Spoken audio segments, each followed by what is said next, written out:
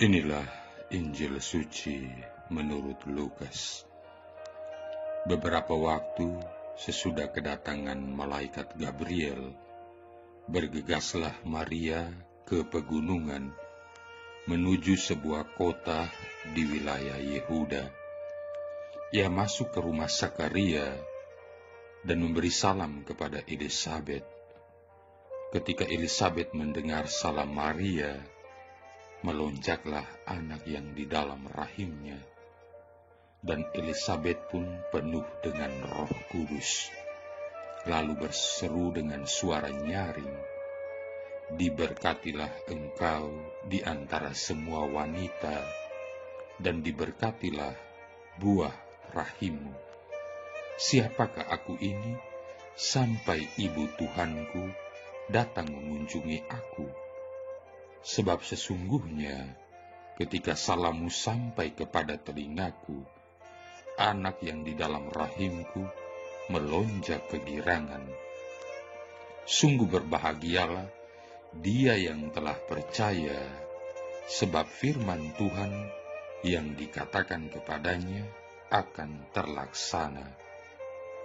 Lalu kata Maria, "Jiwaku memuliakan Tuhan, dan hatiku bergembira karena Allah Juru Selamatku, sebab ia telah memperhatikan kerendahan hamba-Nya. Sesungguhnya mulai sekarang segala keturunan akan menyebut aku berbahagia, karena Yang Maha Kuasa telah melakukan perbuatan-perbuatan besar kepadaku, dan namanya adalah Kudus. Rahmat-Nya turun-temurun atas orang yang takut akan Dia. Ia memperlihatkan kuasa-Nya dengan perbuatan tangan-Nya, dan mencerai-beraikan orang-orang yang congkak hatinya. Ia menurunkan orang-orang yang berkuasa dari tahtanya, dan meninggikan orang-orang yang rendah. Ia melimpahkan segala yang baik kepada orang yang lapar, dan menyuruh orang yang kaya pergi dengan tangan hampa. Ia menolong Israel hamba-Nya, karena ia mengingat rahmat-Nya, seperti yang dijanjikannya kepada nenek moyang kita, kepada Abraham dan keturunannya, untuk selama-lamanya." Kira-kira 3 bulan lamanya, Maria tinggal bersama dengan Elisabet, lalu pulang ke rumahnya. Demikianlah sabda Tuhan. Saudara-saudari yang terkasih, hari-hari begitu cepat berlalu. Bulan Rosario, bulan yang memberikan kita kesempatan untuk saling berkunjung dan berdoa dari rumah ke rumah mendekati kesudahannya. Pernahkah kita bertanya, untuk apa kegiatan ini kita jalankan? Tahukah kita bahwa berdoa Rosario tidak dimaksud untuk menambah kemuliaan Bunda Maria? Bila demikian, untuk apa kita menghabiskan begitu banyak waktu kita untuk kegiatan ini? Pernahkah kita melihat sisi positif lain dari kegiatan ini? Kegiatan ini dan perulangan untayan doa yang sama dimaksudkan agar hati dan hidup kita pun perlahan-lahan harus menyerupai hati dan hidup Bunda Maria. Dari hidup Bunda Maria, kita bisa belajar bagaimana membuat diri kita punya tempat istimewa dalam kebersamaan hidup. Dan lebih dari itu, kunjungan selama doa Rosario ini pun dimaksudkan untuk menjembatani jurang-jurang yang tak kelihatan yang selama ini memisahkan kita dari sesama karena berbagai macam hal. Lalu adakah sedikit perubahan dalam hidup kita di saat-saat akhir ini? Sudahkah kita tahu mengapa Bunda Maria memiliki tempat yang istimewa dalam kehidupan iman kita? Bukankah dia cuma seorang perempuan seperti perempuan-perempuan lain, seorang gadis di antara jutaan gadis-gadis, seorang ibu di antara sekian banyak ibu yang pernah kita jumpai dalam hidup? Saudara-saudari yang terkasih, Bunda Maria punya tempat istimewa karena dia berbeda dari kita. Bunda Maria adalah wakil dari mereka yang terpilih dan punya kedudukan, tetapi tidak pernah lupa dari mana mereka berasal. Keterpilihannya sebagai Bunda Tuhan tidak menghalanginya untuk turun ke bawah mengunjungi orang-orang kecil seperti Elizabeth. Bunda Maria berbeda dari kita, karena begitu sering predikat yang kita sandang bukannya semakin mendekatkan kita dengan sesama, tetapi justru menjadi penyebab melebarnya jurang pemisah di antara kita. Sebelum mendapatkan posisi atau tempat istimewa dalam kebersamaan, kita begitu dekat dengan sesama. Tetapi sesudah kita duduk di salah satu posisi istimewa, orang-orang dekat kita berubah menjadi orang-orang asing. Mereka sudah tidak kita butuhkan. Dalam kesederhanaannya, Bunda Maria tampil sebagai sumber kegembiraan. Bukan hanya Elizabeth yang senang, tetapi anak yang ada dalam kandungannya pun ikut bergembira. Satu kehadiran sederhana yang punya daya rubah yang luar biasa. Kita tidak sama dengan Bunda Maria, karena seringkali di mana kita hadir, di sana kegembiraan sesama menjadi sirna. Isu tentang keburukan sesama selalu jadi topik pembicaraan kita. Bunda Maria adalah contoh orang yang percaya, bukan hanya dalam kata-kata, tetapi dalam tindakan. Bunda Maria berbeda dari kita karena kata dan tindakan kita jauh berbeda. Bunda Maria adalah duta mereka yang tahu bersyukur bahwa hidup mereka adalah anugerah yang mesti disyukuri. Hal ini nampak dalam nyanyian pujiannya. Di sini kita tidak dapat menyamai Bunda Maria karena kita cenderung mengagungkan diri sendiri, lalu lupa akan campur tangan Tuhan dan sesama. Saudara-saudari yang terkasih, cermin dan bercermin sudah menjadi bagian keseharian kita. Karena itu, untuk aktivitas yang satu ini, kita punya berbagai bentuk cermin, mulai dari yang paling besar yang dapat memantulkan sosok diri kita sepenuhnya, sampai kepada ukuran terkecil yang hanya dapat memantulkan kembali diri kita seadanya. Dan sudah tentu ukuran-ukuran cermin ini sesuai dengan kebutuhan masing-masing orang. Lalu pernahkah kita menghitung berapa banyak waktu yang kita habiskan dalam sehari untuk bercermin? Apapun jawaban yang kita berikan, semua kita tentu tahu bahwa kerapihan dan penampilan sangat penting dalam hidup. Untuk itu, setiap orang punya cermin dalam ukuran tertentu. Kebiasaan bercermin pada sepotong kaca inilah yang mesti membantu kita untuk dapat bercermin pada hidup Bunda Maria, yakni bahwa kerapihan lahiria harus diimbangi dengan kerapihan batinia, sehingga kita tidak terlihat seperti kubur yang berlabur putih, tetapi di dalamnya penuh dengan tulang belulang dan kebusukan. Tidak dapat disangkal bahwa doa Rosario sudah menjadi bagian keseharian kita. Tetapi apakah hidup kita sudah menjadi satu untayan rosario yang hidup? Apakah hati dan hidup Bunda Maria sudah menjadi hati dan hidup kita? Bulan doa rosario akan berakhir dengan bergantinya bulan, tetapi panggilan untuk hidup seperti Bunda Maria tidak akan berakhir. Panggilan ini akan terus bergaung dalam setiap derap langkah yang kita jejakkan. Bila kita bercermin, ingatlah bahwa kerapian lahiria harus diimbangi dengan kerapihan batinia. Doa rosario kita mesti menjadi untayan rosario yang hidup, karena hati dan hidup Bunda Maria perlahan-lahan sudah harus mulai menjadi hati dan hidup kita. Saudara-saudari yang terkasih, ada sebuah kisah nyata tentang Salam Maria adalah doa yang hebat.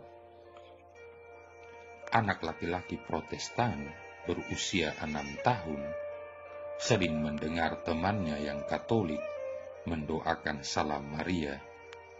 Anak itu menyukainya sehingga ia menirunya, mengingatnya, dan juga mendoakannya setiap hari. Lihat ibu, ini doa yang indah, dia berkata kepada ibunya suatu hari. Tetapi apa jawab ibunya? Jangan pernah mengucapkannya. Salam Maria adalah doa tahayul orang Katolik yang menyembah berhala dan berpikir bahwa Maria adalah dewi.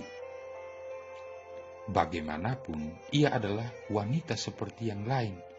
Ambillah kitab suci ini dan bacalah. Kitab suci mengandung segalanya tentang apa yang harus kita lakukan. Sejak saat itu, anak laki-laki itu tidak melanjutkan Salam Marianya setiap hari dan menghabiskan waktunya untuk membaca kitab suci. Suatu hari, selagi dia membaca Injil, dia melihat kutipan tentang kabar gembira malaikat kepada Bunda Maria. Dengan penuh sukacita, anak laki-laki itu berlari kepada ibunya dan berkata, "Ibu, aku telah menemukan Salam Maria di kitab suci yang berkata, Salam Maria, penuh rahmat, Tuhan sertamu, terpujilah engkau di antara wanita." Lalu mengapa ibu menyebutnya doa tahayul?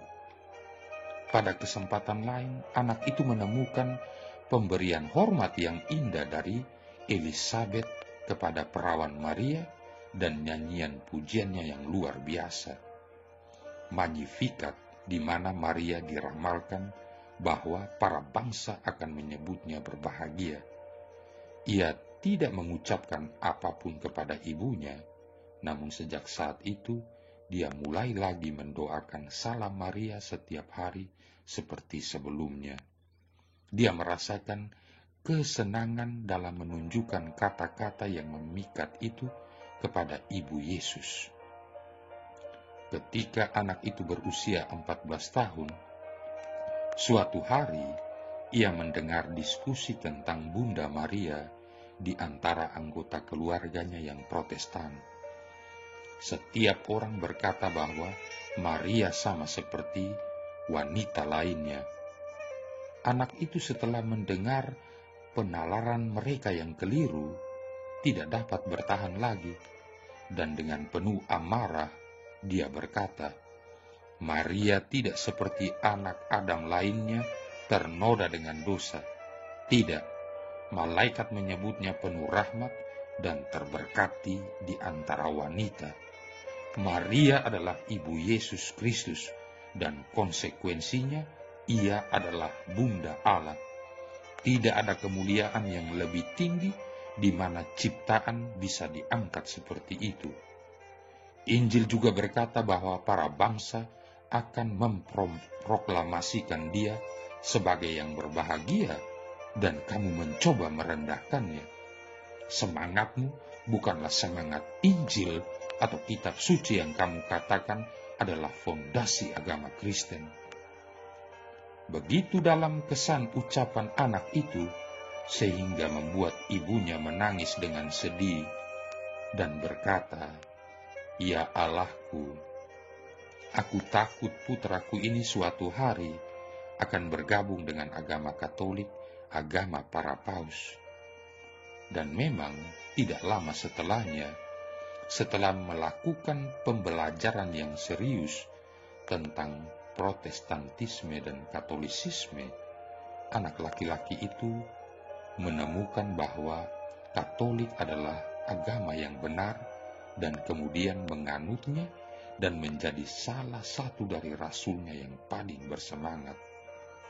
Setelah pertobatannya dari Protestan ke Katolik, dia bertemu dengan saudari perempuannya yang telah menikah, yang kemudian memakinya dan berkata dengan marah, "Kau tidak tahu betapa aku mencintai anak-anakku. Jika salah satu dari mereka ingin menjadi Katolik, aku akan menusuk hatinya dengan pisau dan mengizinkannya untuk menganut agama paus itu." Kemarahan dan wataknya sehebat kemarahan Santo Paulus sebelum pertobatan. Namun, ia akan mengubah jalannya seperti yang dilakukan Santo Paulus di jalan menuju Damaskus. Suatu ketika, anak dari saudari perempuannya itu menderita sakit parah dan dokter menyerah untuk menyembuhkannya. Lalu, dia mendekati saudarinya dan berkata dengan penuh kasih sayang, "Saudariku terkasih, kamu berharap anakmu disembuhkan. Baik, maka lakukanlah apa yang kuminta. Ikuti aku. Mari kita berdoa 1 kali Salam Maria dan berjanjilah pada Allah bahwa jika anakmu sembuh, kamu akan secara serius mempelajari doktrin Katolik. Dan kesimpulanmu haruslah bahwa Katolisisme adalah agama yang benar. Kamu akan menganutnya, tidak peduli apapun pengorbanannya." Saudarinya agak enggan pada awalnya, tapi ia sangat berharap akan kesembuhan anaknya. Maka ia menerima usul saudaranya itu dan mulai mendoakan Salam Maria bersama dengan saudaranya. Hari berikutnya, anaknya sembuh total. Saudarinya memenuhi janjinya dan mulai belajar tentang Katolik. Setelah persiapan yang panjang, akhirnya saudarinya itu menerima sakramen baptis bersama seluruh anggota keluarganya dan berterima kasih pada saudaranya karena telah menjadi rasul baginya. Kisah ini diceritakan selama homili pada pesta Santa Perawan Maria mengunjungi Elizabeth saudarinya oleh Pastor Takwel. "Saudara-saudari," kata Pastor Takwel, "anak laki-laki yang menjadi Katolik dan mentobatkan saudari perempuannya ke Katolisisme dan mendedikasikan seluruh hidupnya kepada pelayanan Allah, dia adalah imam yang sedang berbicara kepadamu sekarang." Sambung Pastor Takwel, "Betapa aku berhutang budi kepada Bunda kita, Bunda Maria. Kamu juga saudara-saudariku, dedikasikanlah semuanya kepada Bunda kita dan jangan pernah membiarkan harimu berlalu tanpa mengucapkan doa yang indah, Salam Maria dan Rosarium. Mintalah ia menerangi pikiranmu agar kamu menjadi anggota Gereja Kristus yang sejati yang didirikan di atas batu karang dan alam maut tidak akan menguasainya." Marilah berdoa. Allah Bapa yang kekal dan kuasa, Engkau telah mendorong Santa Perawan Maria yang sedang mengandung putra tunggalmu untuk mengunjungi Elisabet saudarinya. Semoga kami pun senantiasa menaati dorongan Roh Kudus. Maka bersama Santa Perawan Maria, kami akan selalu memuji karyamu yang agung. Dengan pengantaran Yesus Kristus Putramu, Tuhan kami, yang bersama dengan Dikau dan Roh Kudus hidup dan berkuasa, satu Allah, sepanjang segala masa. Tuhan memberkati kita sekalian, Bapa, Putra, dan Roh Kudus.